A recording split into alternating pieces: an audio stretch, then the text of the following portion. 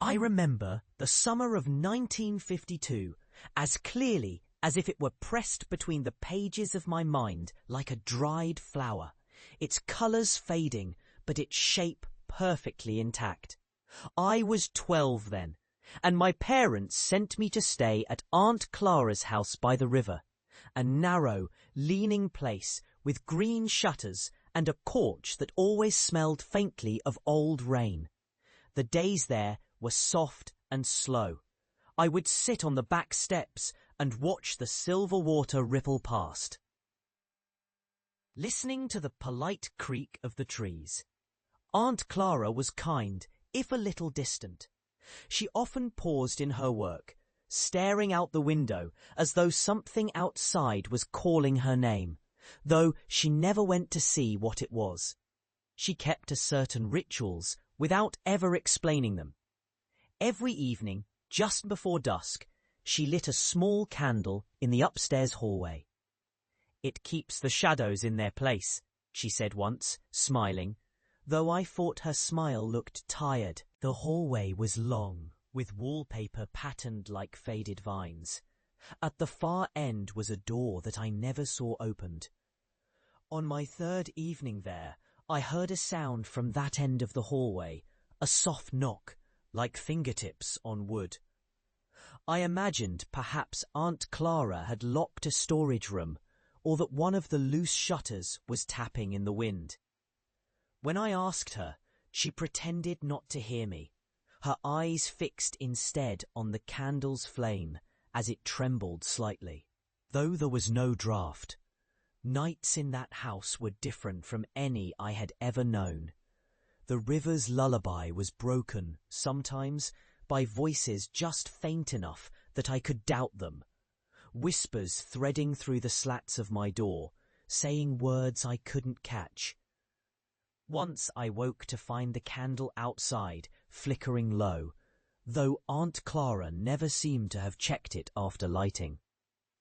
There was one particular afternoon when the air felt unusually heavy. I'd been playing with a deck of cards in the parlour when I noticed Aunt Clara standing by the hall again, her head tilted, listening. "Stay downstairs today, Henry," she said. Though her tone was neither stern nor kind, it was weary, as if she'd been saying the same thing for years. I watched her climb the stairs with slow precision, candle in hand. She stopped before the closed door at the end, placed the candle gently on the floor, and whispered something I couldn't quite hear. Then she knocked 3 times and waited. The door did not open, but I swear I heard a voice, low and patient, answering her. She turned, saw me halfway up the stairs, and her face drained of all colour. "I told you to stay downstairs," she whispered, and her eyes were sharper than I'd ever seen.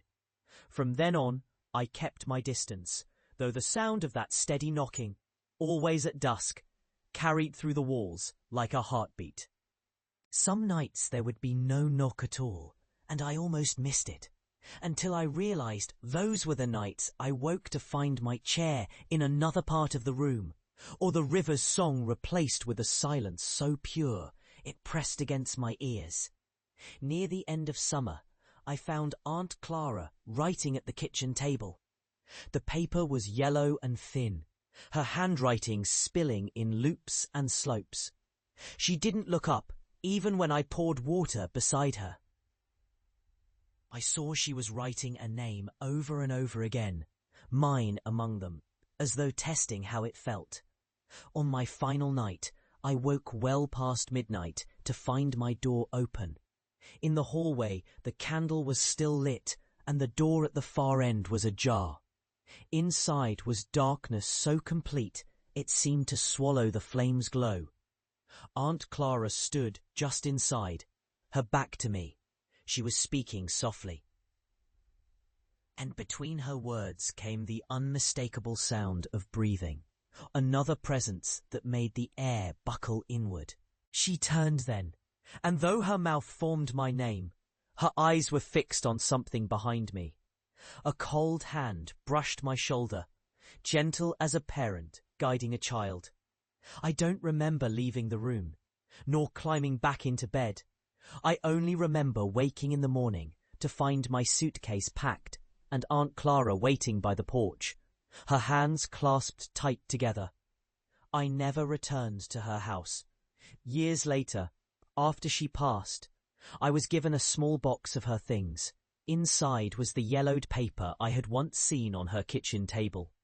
The names were still there, each written in the same looping hand.